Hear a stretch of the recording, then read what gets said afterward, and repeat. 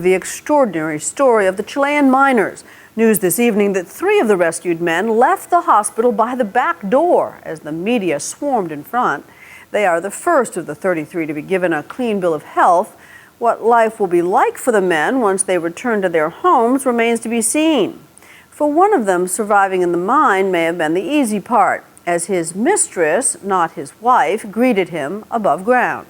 Neil Karlinski has the details. When they descended into the mine a little more than 2 months ago, they were simple men with simple lives. They were Victor, Mario, and Yanni. But they've come back transformed. Today in Chile, they are the entertainer, the writer, and the lover. 3 miners who came out of the tunnel and straight into the limelight.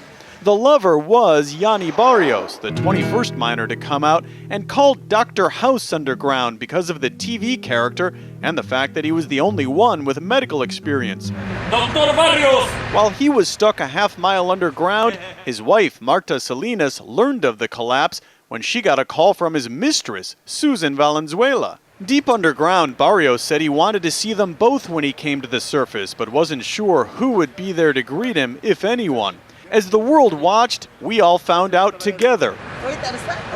It was the mistress, launching a tabloid frenzy over the underground love triangle that ended with a very public outing. This headline says it all. Chilean miner Yanni Barrios considers changing his name to Don Juan. He's the Poncio. Poncio is somebody who's hanging around with a lot of women, but they're jokes, basically.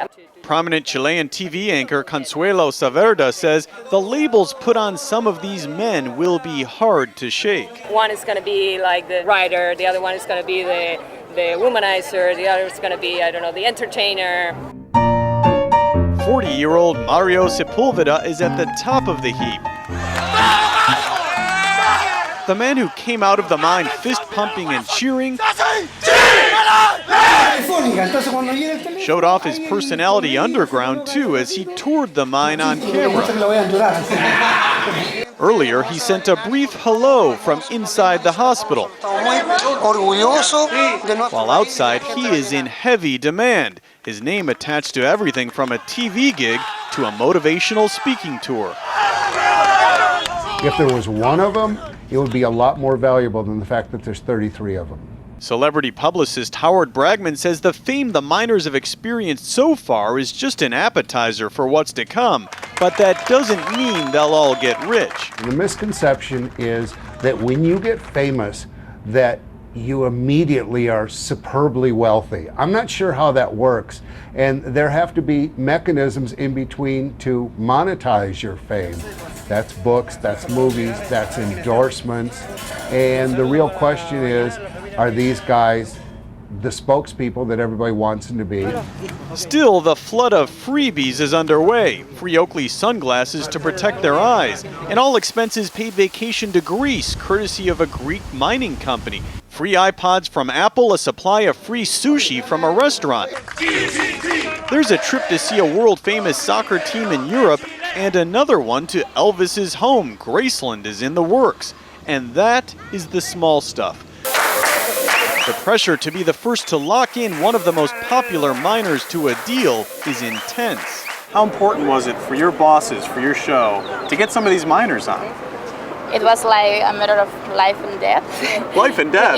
It was like you're going there and you have to come back here with 3 of them, and you have no options. Romena Veas is a booker for the Chilean version of Who Wants to Be a Millionaire?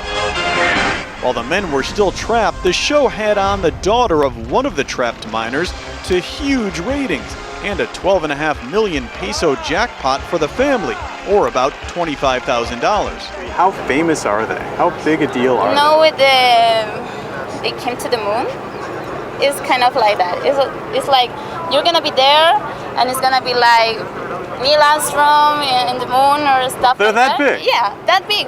Romena says she sealed the deal to get 2 of the miners on, but she won't say who. If she gets Victor Segovia, she's ahead of most. Segovia is being called the writer. There's talk of a book or movie deal based on the journals he kept while trapped. According to the BBC, in one of the letters he wrote, "When I wake, I find myself in this eternal darkness that wears you down day by day." But before all this, Victor Segovia was an electrician. During the ordeal, he was responsible for giving daily reports on the conditions of the miners. The miners are only as incredible as the story itself. The only reason that the whole world wants to know every detail is because the story was so incredible. Journalist Jonathan Franklin is hoping to score big on the miners' story. He already has a book deal sealed up in 8 countries in more than a dozen languages. These guys have been through so much. I really think that whatever they earn out of this, it's not enough for having lived 10 weeks in a hole. All of this is why the vigil at the hospital where the miners are being nursed back to health is relentless. There are far more media than family here, all waiting for a piece of Los 33, the 33 men who are mining their greatest fortunes above ground. I'm Neil Karlinsky for Nightline in Copiapó, Chile.